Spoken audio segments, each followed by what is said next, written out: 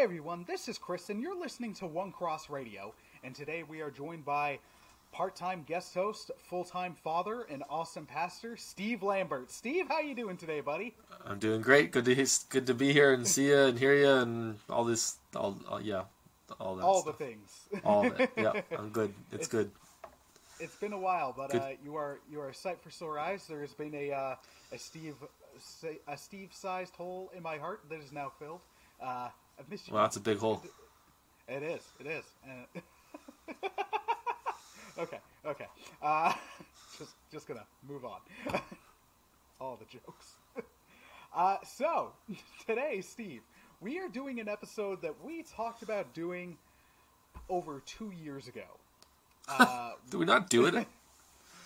Pardon? Did we not do it back then? No, because we did. I did on the website a rankings of the then 18 films in the MCU, and then you also did yours, and I think you commented them on the website. Oh yeah, that's true. I just troll you on the comments. But then we talked about it. We were like, we should do a rankings thing, and you had said at that time, like, well, we've got a couple more. Why don't we do it at Endgame just to see how things shake up? Or I think at that time we weren't sure Endgame was going to be called Endgame, so we said we'll do it after the two-part Avengers flick. Sure. And then life happened. So many things happened. It sure did. And there was another Spider-Man movie in there. So today we are going to rank the 23. There was going to be 24, but the world got corona'd. Black Widow. She's still coming, Steve. She's still coming. Yeah.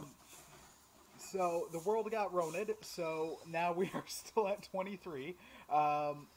We are going to rank the MCU, but in a slightly different way.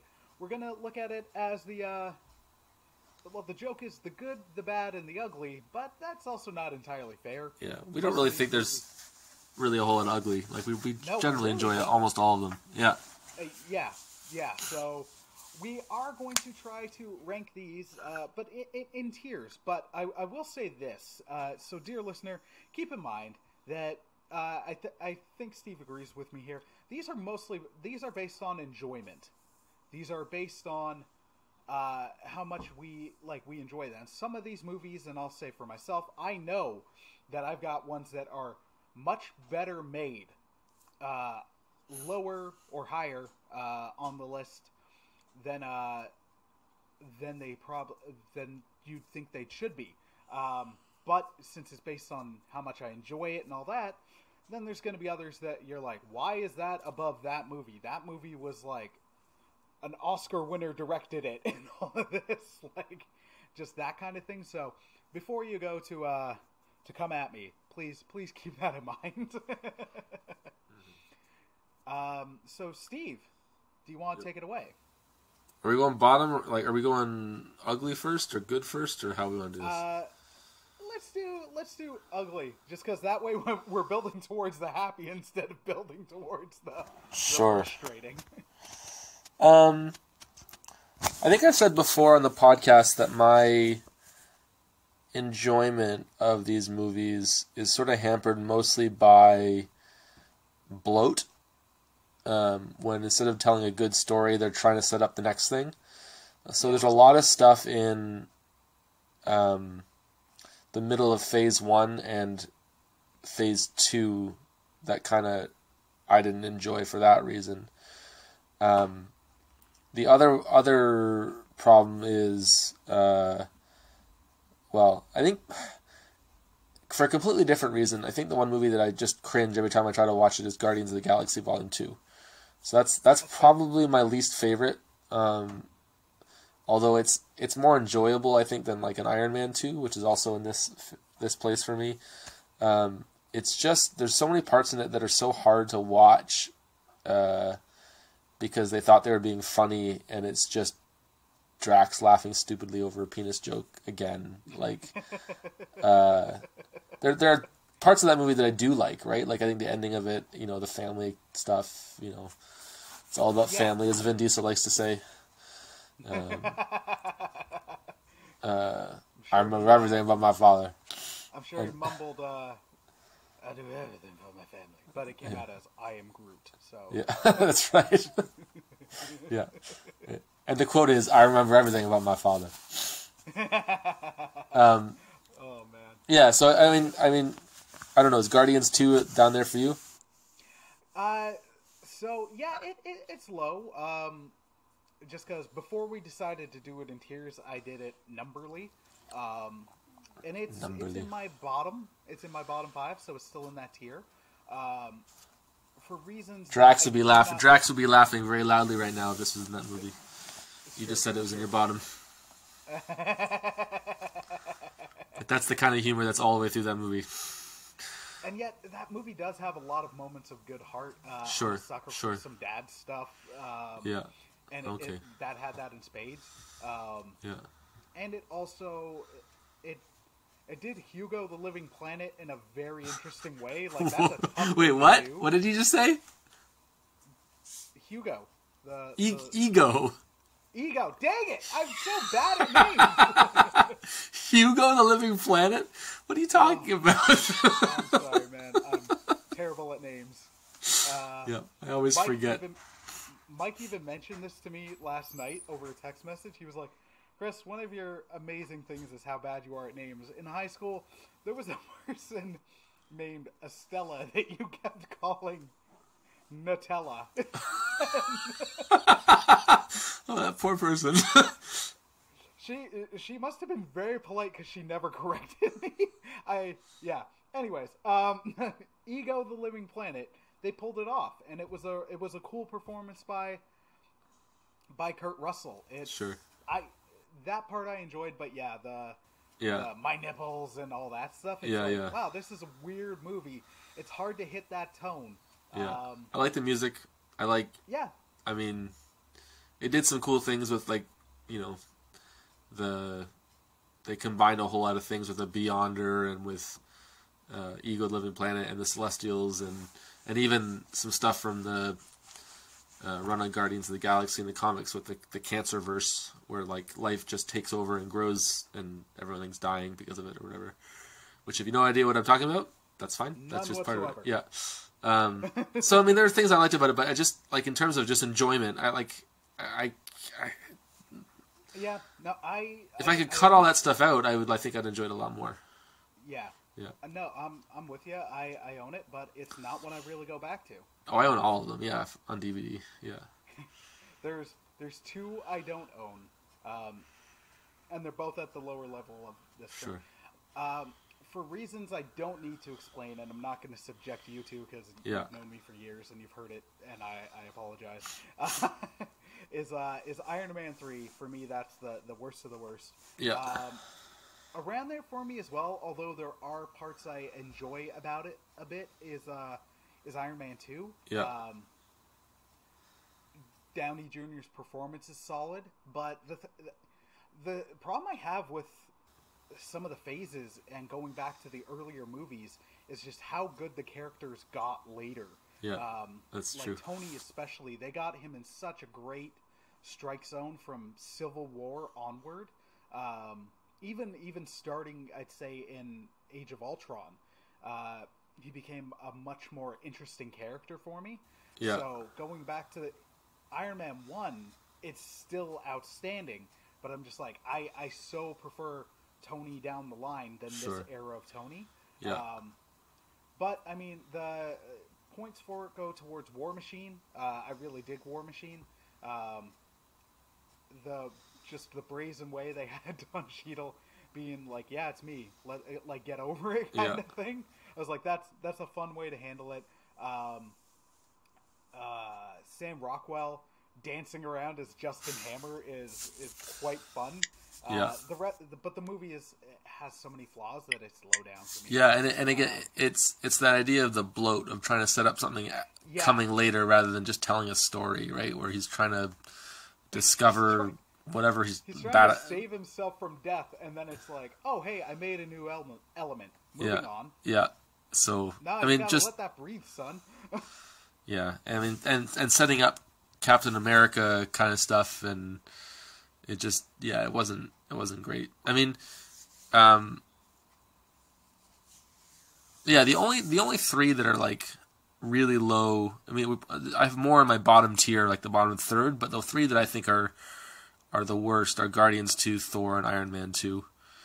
The first Thor, again, it has all that sort of same thing. Shield shows up, and they're trying to set up the next things, and there's, you know, Hawkeye for 30 seconds and all that kind of stuff, and they dyed Chris Hemsworth's eyebrows blonde, and I don't know, like he Beauty and the Beasts at the end, you know. And I think an unpopular opinion is I actually like Thor: The Dark World more than Thor, because there's more Tom Hiddleston in it, more Loki and Thor relationship in it, which is like the only thing about Thor that I think is like compelling, is that his brother's bad guy, right? So yeah. All right, so I'm gonna agree with you on some of that. Now I'm just gonna share my bottom tier, and Sure. then I can get to the. So my bottom tier goes Iron Man 3, Iron Man 2. This This one is I from know the bottom is up. controversial. Yeah, from the bottom up. I know this one's going to be probably the most controversial in the tiering part, but Captain Marvel. This is where I recognize it's better made than any of the movies on this bottom tier, but I don't like what they did with the Skrulls. They didn't let the story breathe at all. They didn't have her character actually really respond to anything going on.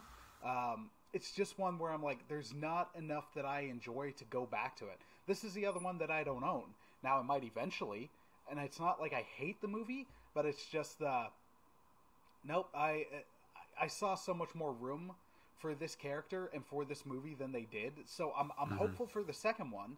I think there's a really great movie with this character, but I just didn't find that there in the first one. Guardians 2, the reason Guardians 2, Thor, First Avenger, and Thor 2 are above it for me is those have things...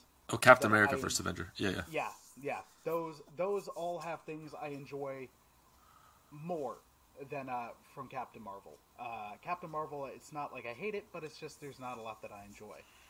Well, I think part of the thing with Captain Marvel, I put it higher, but yeah. a lot of these origin movies, you get to know the characters more later on, and you like them more. But the little bit that she was in Endgame, I don't think really helped her at all. Right? We have one friend who's a female who says like she could have been replaced by one of the magic stones, and you wouldn't have lost anything. Right? She had no personality. She had no character arc. She was just the one who comes in and can, blow up ships with her mind, or not her mind, but like with her powers. And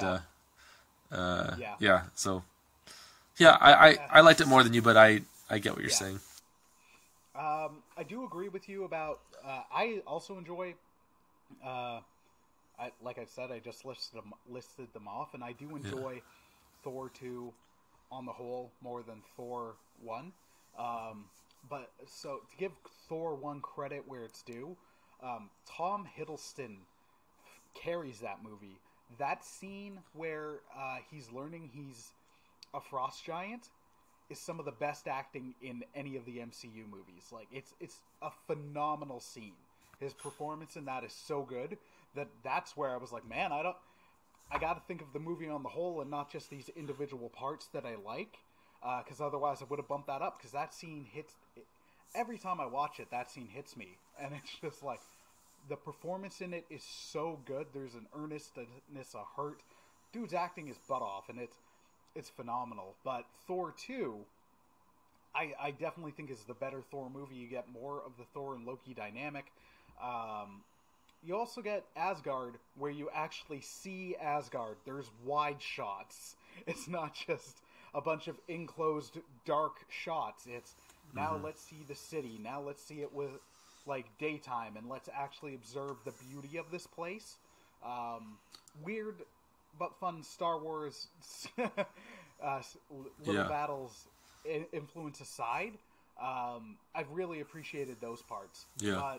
And I feel like some of the movies that are down lower on this list that I don't love as much, Endgame uses them in a way that really elevates them. Yeah. Right? Like, so my starting from the bottom is be Guardians 2, Iron Man 2, Thor, Age of Ultron, which again I think is one of those ones that has a lot of bloat in it, and I think Ultron isn't very good. I didn't think James Spader's version of him or the way that he was directed or whatever was very good.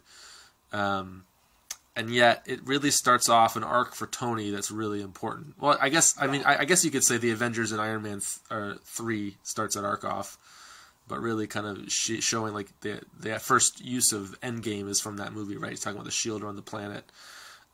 So like it becomes better in retrospect, but still as a movie by itself, I struggle with that one. And then I would put Incredible Hulk above that, which I'm surprised you didn't have in that bottom. I guess you really like Ed Norton, but I do like the Incredible. It's the bottom of the next tier. Actually, oh, okay, fair enough. It's just edged in. It's not the Ed Norton part. It's the. There's so many good scenes. I actually really loved the look of the Hulk, and especially the Hulk Abomination fight at the end. But also Thunderbolt Ross in that was really good. Seeing the Hulk's characters, they did well. It sits out of sync from the rest of the MCU because of the actor changeover. But there was enough there that whenever I throw it on, I'm still like, no, I really enjoy this. So, well, the actor changeover, but also the redesign of who the character is and what the Hulk looks like and all that kind of stuff too, right? Yeah. So, but above that, sorry, yeah, above that I put Iron Man 3. Still low third tier, but I like it more than you do. And then the Dark World is like top of the third tier.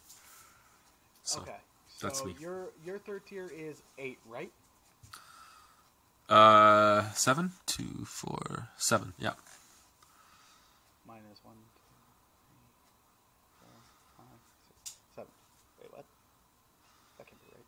Yeah, that's right. Okay, 7. All right. Cool. And then the other two should be 8 each. The other two should what? Be 8 each. Right. Okay. Oh yeah, that makes sense. Yeah. I can't math. I can count. At the bottom of the next tier, I've got the Incredible Hulk. And then again, listener, please do not hate me for this. It's just the enjoyment factor. Sure. Black Panther is that one. Then Ant-Man and the Wasp. Thor Ragnarok, Ant-Man. Okay, so that's 5. Yeah.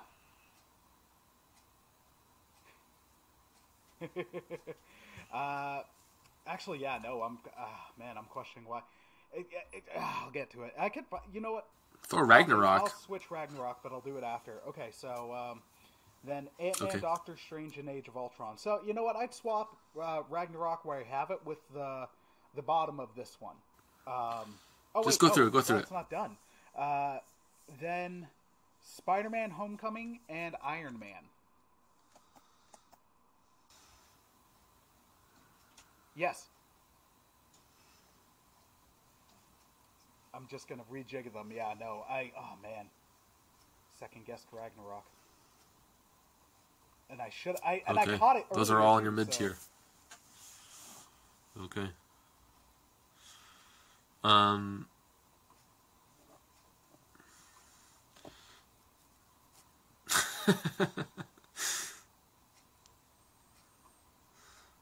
Well, I'll just tell you what mine is.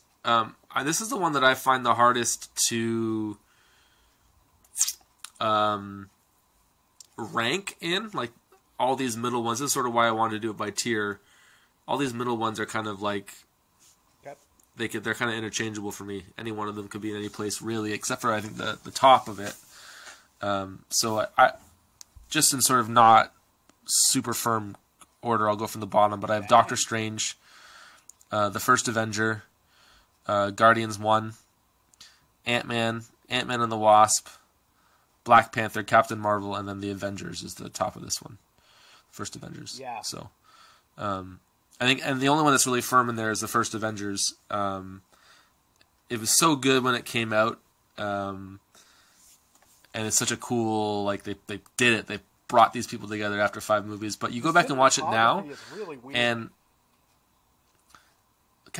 there's a bunch of things like Captain America's costume is like weird, and there's all these strange shots of like in rear view mirrors of cars and stuff like that really kind of take you out of the movie. I am changing. Yeah, and yeah, it's still a good movie. Top of the middle, I would like, but Avengers, just not as good as some of the other ones. That was the one where I'm like, I gotta keep that. So, I gotta keep that in there because of what it did. But since I'm really doubling down on like this is based on, I'm convincing you.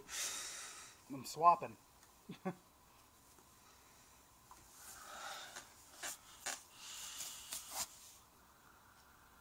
Yeah. Yeah. So Black Panther, I think the needs some justification. I thought it's a really cool movie, really exciting looking and really bright, and I think what's his name? Killmonger was an awesome villain. Really one of the only villains in the MCU that's interesting and has like cool motivations. My major problem with it is, you know how they're gonna beat him like right at the beginning. As soon as they look out the window and see the train with the vibranium stuff, that you're like, oh, that's how they're gonna beat him. Like just that kind of I guess they call it the Chekhov's gun in literature, right? If somebody puts a gun in a drawer in the first act of a play, you know that someone's gonna get shot by the third act of the play, right? Like, right. They didn't do a good job of hiding that at all. So that really, like, that kind of stuff really is like, oh, well, surprised me, right? Like Iron Man 1 uses the defrosting thing to beat Ironmonger, right? Where it's got a reason to be in this first act, and then it gets used again in the third act in a way that you didn't see coming. So yeah, that's the only reason that Black Panther didn't get higher, because I think it's got a lot of good stuff in that movie that I did really enjoy. Yeah. It does. I absolutely agree with you, and I for me, what lowered it down is it really is 2 different movies in one, and you were able to figure out what was going to happen in the Killmonger portion of the movie during the I can't remember the character's name, but the Andy Serkis Claw portion of the movie. And thank you. No, because last time we talked about it, you were like, that's real. I had said, I'm like, that was a great comic book villain. You were like, he's not like he is in the comics. I'm like, you're right, but I mean, that is such a comic booky villain, like the performance and everything. I did not like that they killed Claw. I really did not like that they did that. It kind of made sense in the story, but I'm like, Marvel has a problem with some of their secondary or less known villains in killing them. It happened with oh man, what's his? I'm blanking on names. I'm terrible. Nutella. The dude in Nutella, my homie. No, the dude from Winter Soldier and then showed up in Civil War. And in the comics, he was partially Crossbones. Cap. Yeah. Taking those kind of characters where you're like, this is a character that you could have conceivably show up in almost anybody's movie as someone who is a supporting role, like to widen out the universe, or even a character that could show up in your shows. So that, like, they threw him away, they threw they threw not the Claw, they threw Claw away, and that really bugged me because Andy Serkis was great in it. And then they're not even foreshadowing; they are foretelling how the movie's gonna end. There was some really good stuff. M'Baku. But I was yes, but I was like so hype for Black Panther coming off of Civil War. That during the movie, I'm just kind of like, all right, it's all right. There's a home run here. there's an absolute home run here, and there's a lot of good moving pieces. It was just, again, I didn't think, for me, not everything. Yeah, clicked. I went and I've read the Black Panther story with Killmonger, the original one, and not only does Killmonger have a lot less spikes and 80s permed haircut in this movie, which I appreciated. There's a lot of they did do a lot of homage to it, like the whole fighting him and throwing him off the falls and kind of taking over and ruling Wakanda is straight out of that story. So like they did some cool things with, you know, kind of adapting that classic original Killmonger story. But yeah, I mean I have some of the same problems. I guess I don't mind as much that they killed Claw off. I understand for the reason of the story why they did that, but yeah. Anyway, I'm just gonna quickly reread. I feel firm and confident in this. So here is my mid tier. It's done. You're not gonna allow me to edit it anymore. Incredible Hulk, Black Panther, Ant-Man and the Wasp, Age of Ultron, Ant-Man, Doctor Strange, the Avengers, Thor Ragnarok. Good. There we go. Sorry. Yeah. Sorry, did you have Spider-Man Homecoming in there originally? No, it got bumped, yeah. Okay, yeah, good. I did. Yeah. We're going to have some words.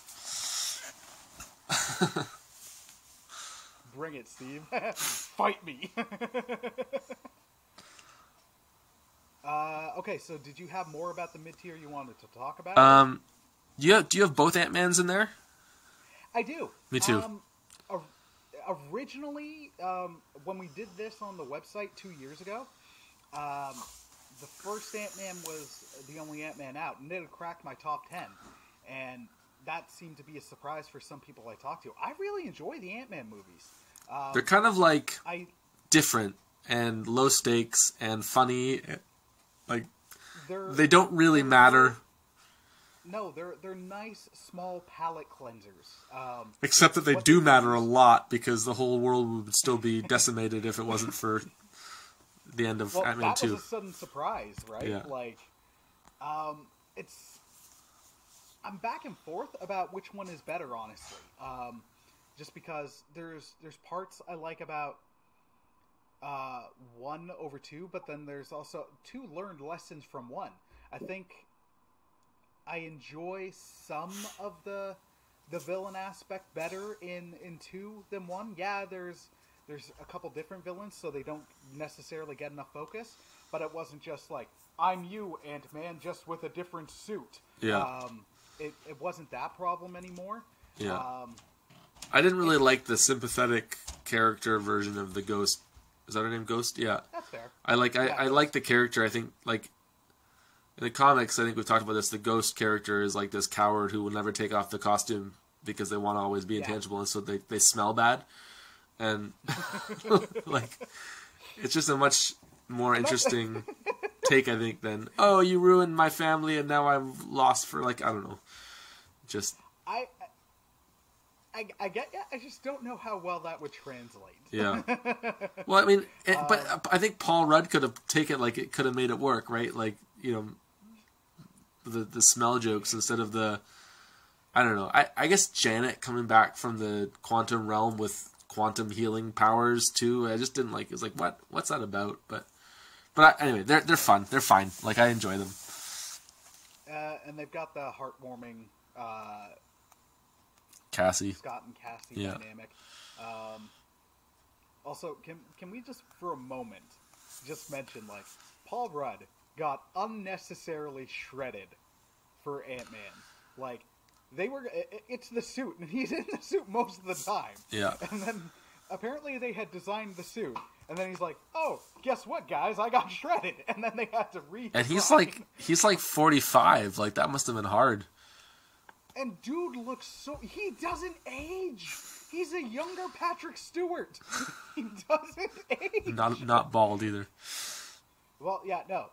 But just the more Ant-Man's another character who, the more he's shown up, the more I appreciate him. Like, I dug his first movie, but then he at points was stealing the show in Civil War, and then he was so well used, I found in Endgame, that I enjoyed him a lot, and count me in automatically for Ant-Man 3. Yeah. Cool. Want to do top tier? Yeah, so Oh, keep going. Sure. I'll just factor in. I switched in the Avengers because of the stuff we were talking about. Originally, in some ways, I still enjoy Age of Ultron more than the first Avengers. Really? Only because, I recognize all the bloat. I absolutely do. Yeah. But at this point, when I'm watching the movies, especially the Avengers movies, I'm here for them as a team. So the advantage I give Age of Ultron over the first Avengers film is I don't have to wait an hour and 45 minutes to get the team aspect. Sure. And I also don't get upside down motorcycle mirror shots for no reason whatsoever. But you also don't get to watch Thor and Captain America and Iron Man fighting in the woods. It's true. But for better or worse, we don't get Thor going into a jacuzzi for no reason. Sure. I mean, he's got an obligatory shirt off sheet scene in all the movies, doesn't he? And Ragnarok used to be in my top tier. And don't get me wrong, I still think it's absolutely great. Yeah. But it for me, it's down to these next bunch I get the most out of. Like, sure. It's not even just the enjoyment factor. It's also like, I will argue that they are excellent films beyond just the enjoyment factor. Sounds good. It is the enjoyment factor that edges it out, because I think Ragnarok is a really solid film, but just slightly edged out. All right, so top tier, sir. Lay it on me. Okay, so I got Thor Ragnarok at the bottom. And again, a lot of these are kind of, I could mix them up, but this is what I landed on. And then up one is Iron Man 1, which is We've got that just in the same spot. It's like Iron Man 1 way at the top, and then 2 and 3 down at the bottom. But anyway, I know. not that we couldn't, not like we couldn't name several of these other movies Iron Man movies, but Captain America: Civil War is at least as much an Iron Man movie. And it's the next one up on my list, and it's really, really fun. Lots of flaws, but who cares? It was super, super fun. I think I've said this before too. My wife, we watched it, and she's like, yeah, it was fun. I didn't really understand it until I read an article that said this is basically every 10-year-old boy's bedroom floor with all the action figures fighting against other action figures. She's like, oh, okay, I get it. But also, that's the movie that brought Spider-Man into the MCU, right? So that was super, super exciting for me as a huge Spider-Man fan. I was talking to someone recently, and they're like, Batman and Superman is like just taking your two toys and smashing them together, and that's not how you make how a good comic book movie should be. I was like, homie, Civil War is amazing, but a huge chunk of that is just taking your toys and banging them together. You heard that the Snyder Cut's coming out of Justice League? I know. It's so weird. It's happening. Yeah, I don't know if I'll ever see it, but anyway. I'm definitely going to check it out, but we'll save that conversation for later. Yeah. Okay, so above Civil War, I've got Spider-Man: Homecoming. Okay. I really, really enjoyed that. And then just above that is Far From Home. Also really enjoyed that one. Yep. And then I got Endgame, Infinity War, and then I think probably forever and ever and ever the top spot will be Captain America: Winter Soldier. That's fair. A couple of our rankings are really close. Yeah. So now for me, the top two or the bottom two, because we're going bottom top. I can't remember. Numbers 1 and 2. Yeah. Numbers 1 and 2. If really, I just want to put as 1. Yeah. Because they're for different reasons. But if you make me, I'll say 2. But it's just a sliver. Okay, so we're going Spider-Man: Homecoming. Okay. Then Iron Man. Okay. Then Spider-Man: Far From Home. Okay. Guardians. Okay. Civil War. Infinity War. And then they're really tied. They really, really are tied. But it's Winter Soldier and Endgame. Okay. Which one's the top? If I force you. If you force me, I do go with Endgame. It just edges out. It's both of them are the top for the same, not the same reason, but similar. They're for me, they deliver on everything that I could want. Winter Soldier flipped how Marvel movies can be, and it's outstanding, and it has not gone down in quality at all. No. But Endgame delivers on so many fronts for me. It it's such a great conclusion to everything else before it, including stuff set up and moving forward from Winter Soldier. That's where I'm like, if I'm gonna get the most emotional enjoyment experience out of that. Winter Soldier is my favorite one to throw on. I'll never get bored watching it. It is outstanding. Yeah. But Endgame just delivers on that emotional level a little bit more. So that's where I'm like, it does take me to that next level a bit. So that's the only reason. They really are, to me, tied. But if I'm having to do a separation, it's just that emotional hit that Endgame gives me, and conclusion of 22 prior films. Yeah, for sure. Nailing it. That's where I'm like, I got to give it its props, and it gets that slight edge. Yeah. And I told you before, the last I finished this list. We'll go with finished because I've edited as we've gone. But I finished this list 5 minutes before you and I were going to call. And then I made you do it differently. But then a good 4 of those minutes, I was like, oh man, don't make me do this. Yeah, it's hard. I mean, It Endgame really and is. Infinity War, I think I put Infinity War above it, but I think they're I don't know, they're both awesome, and they're really one movie, and they are, but they aren't. Yeah. It's just because the tonal shift is so different. Yeah. Just because I've been on the Star Wars kick, and it's going A New Hope to Empire. That's where I'm like, they're a direct continuation, but Endgame also just has such a dour, somber tone to it that Infinity War, it got as the flick went, but it wasn't just Infinity War Part 2. Right, yeah, you're right. I get it. Yeah. Honestly, the bottom 4, I'm like, those are the ones I'll always go to. Civil War is it's another one that I'll just happily throw on.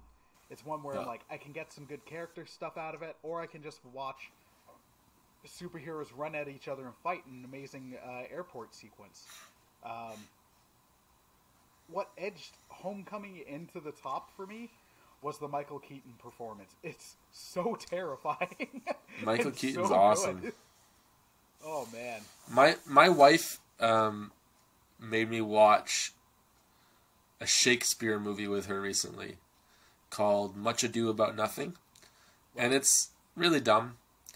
I don't hate Shakespeare, but it was a really dumb story. It's just this ridiculous it's comedy. 10 Things I Hate About You, right? But listen to me. It stars Denzel Washington, Keanu Reeves, Emma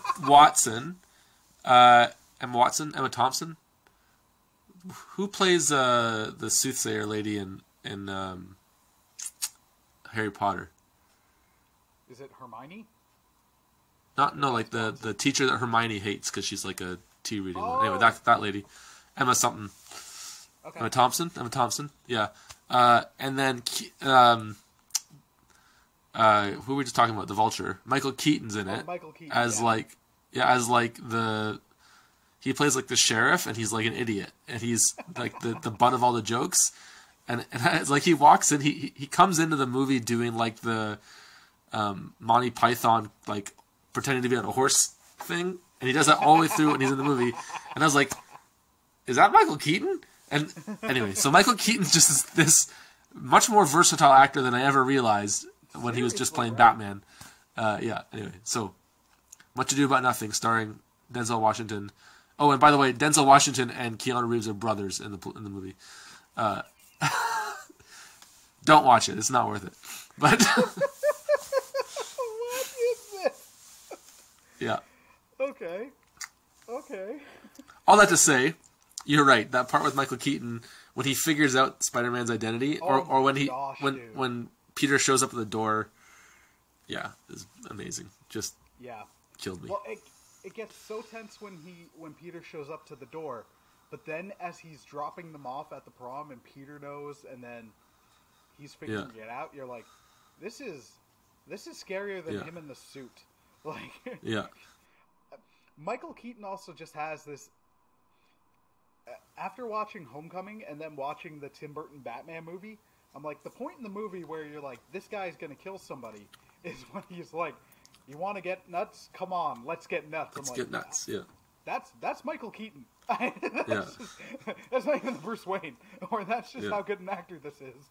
So then when he shows up doing that in the front of the car, I'm like, oh my gosh, I am terrified for this 14-year-old. Yeah. Well, and part of we've talked about this before too, right? Like he's really not playing the Vulture in that scene. He's playing Norman Osborn in that scene, right? Like that's what it's kind of a mashup where anyway, but Iron Man 1 out of the bottom list, this is the one I watched the least, but I mean, it kickstarted everything and it's incredibly solid. Pretty much all the other except for Terrence Howard. Pardon? Except for Terrence Howard. Sorry, I was yawning when I said that.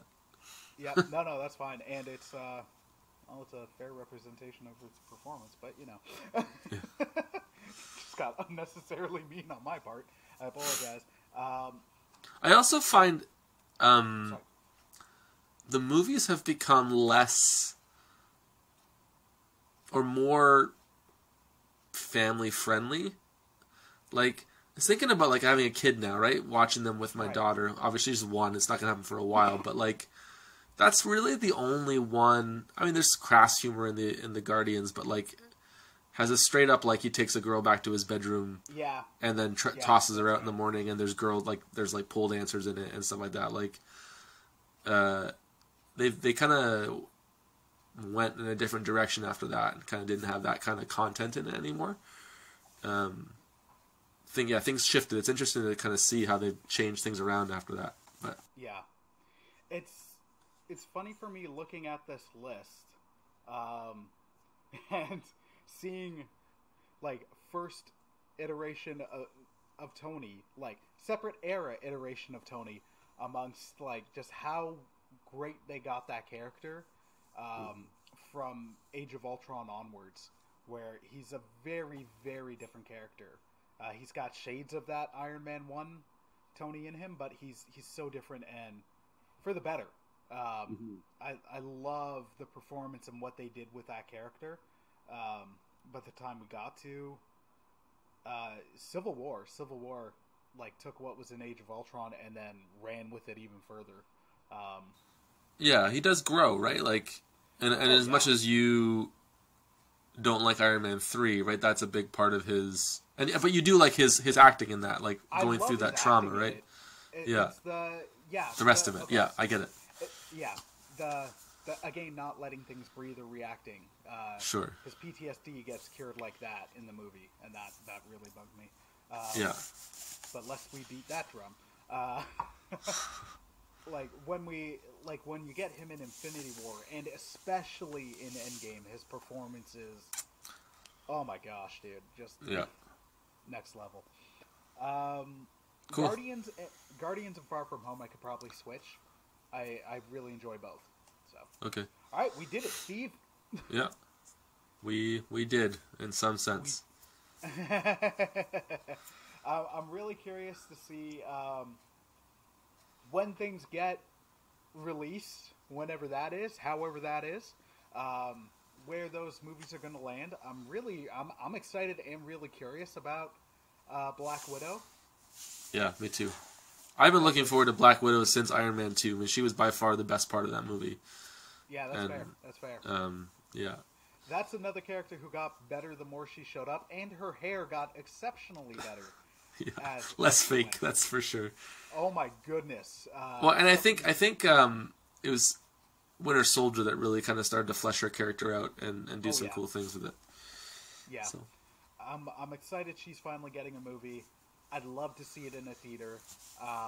But, I mean, Disney Trolls 2, or whatever the heck it was, it dropped and made a ridiculous amount of money online. So, everyone's stuck at home. It's going to make money if you put it out. well, and that's the there's ways to do it where you're going to make the money. Like, and also you can't not release it because people are going to pirate it, because the thing is, people are going to pirate it. It's going to happen. Yeah. So if you do it in a way where it's like you have, I don't know how, but where you have to pay for it right away, it works. The Troll thing made a ridiculous amount of money. Yeah, I mean, if they put it out and it's $20 to rent, I'd pay that, because if Becky and I went to the movies together, it's more than $20 anyway, right? So exactly, it's double at the theater before the popcorn, before the drink. Right.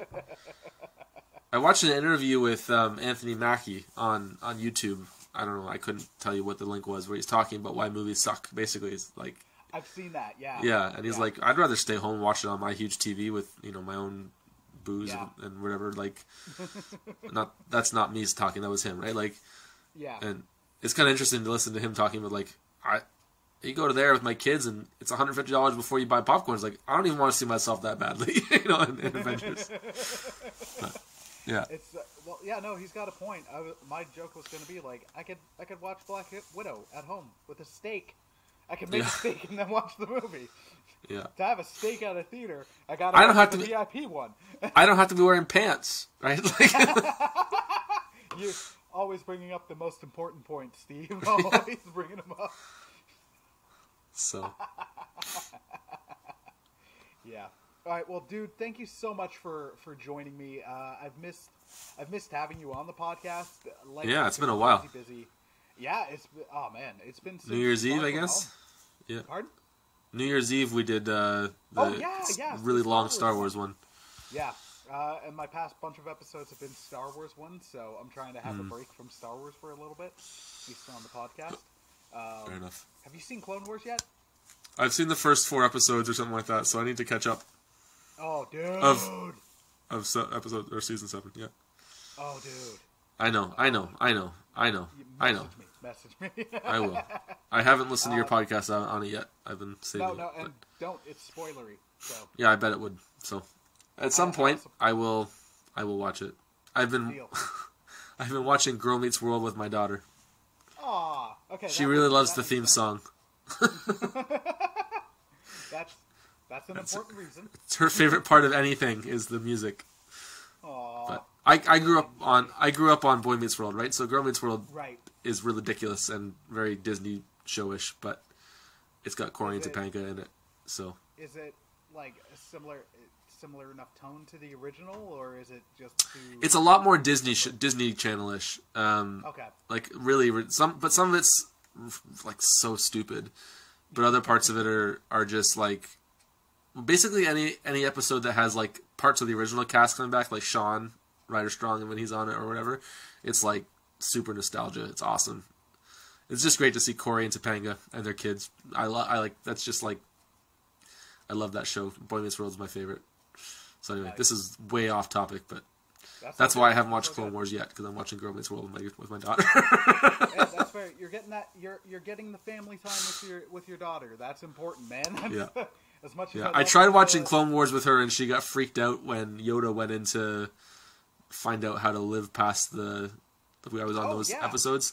It's like, well, that's scary, and she was like getting really scared. So season 7, especially the final 4 episodes, not necessarily child friendly, not little MJ friendly. Yeah, I'll say that. That's maybe after she's gone to bed. Cool. All right. Well, Steve, I've missed you. Thank you so much for coming on. And dear listener, thank you for listening to today's episode of One Cross Radio. I hope you enjoyed. Let us know in the comments. What is your MCU rankings? Do you go worst to best, best to worst? Can you do it based on enjoyment, or is it just like, nope, this was the better made film, so it has to go there, Chris? Let us know in the comments below. All that being said, hope you enjoy. Stay safe. Stay cool because it's warming up. And God bless, my friends. Take care. Peace.